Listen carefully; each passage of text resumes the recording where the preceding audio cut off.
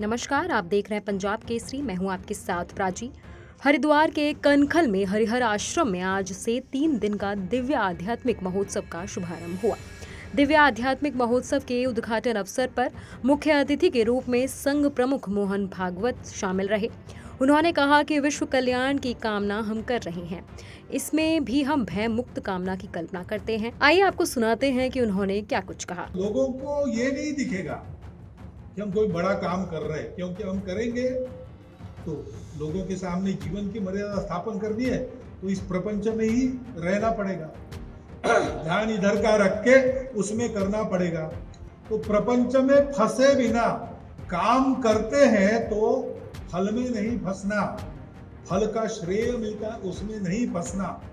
सक्ता कर्मण्य विद्वांसो, विद्वान लोग कैसा कर्म करते हैं? जो सक्त यानी लिप्त होकर कर्म करते, दिखते वैसे ही है, लेकिन कुर्यात विद्वांस तथा असक्त लोक संग्रह यानी लोगों के जीवन में परिवर्तन लाने का काम जिनको करना है, उनको अपने नित्य जीवन के कार्यों में न फंसते हुए, लेकिन उनको इस आधार पर करके दिखाना पड़ेगा। और उसके लिए हमको मुक्त संग बनना पड़ेगा, अनहमवादी बनना पड़ेगा। ये लंबा काम है, हर बार सफलता मिलती है ऐसा नहीं, धैर्य रखना पड़ेगा, उत्साह भी दिखाना पड़ेगा, इन दोनों का समन्वय करना पड़ेगा और फल को भगवान पर छोड़ना पड़ेगा। सिद्धि असिद्धि निर्विकारा, असिद्ध कभी होता नहीं, हमारे सामने नहीं होता, ये अपना अहंकार काम करता है।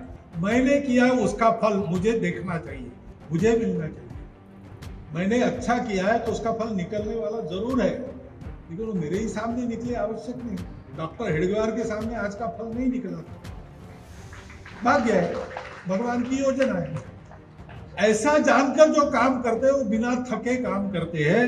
बिना थके ये काम करना है, उसकी योग्यता पाने के लिए गीता में ही त्रिविध तप बताए हैं, उसका वर्णन मैं नहीं करता, समय कम है।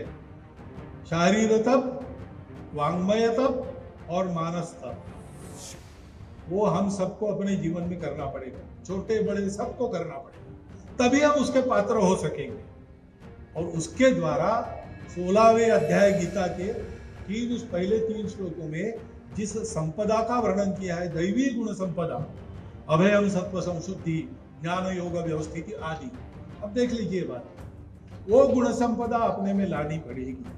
हम अपना गुणवर्धन करेंगे, हम अपना दोष निरसन करेंगे आत्म परीक्षण करके, और सब करते हुए सदा उसका स्मरण रखेंगे और दृढ़ निश्चय करेंगे कि मैं मेरा जीवन बदलूंगा, मैं युग का जीवन बदलूंगा। तो हमारे करने से विश्व गुरु भारत बनेगा, करने से नहीं, हमारे करने से भगवान के आशीर्वाद मिलेंगे, उससे वो भारत बनेगा और वो भारत सारी दुनिया को सुख शांति में बनाएगा। अकेला सनातन धर्म है, उसमें समष्टि के कल्याण के ये सारे सूत्र और भी अनेक पाए जाते हैं।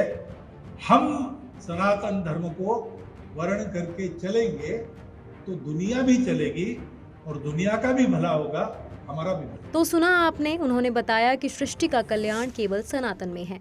ज्ञान भाषण से नहीं, आचरण से आता है। अगर एक शब्द का भी आचरण कर लिया जाए तो दुनिया में परिवर्तन आ सकता है।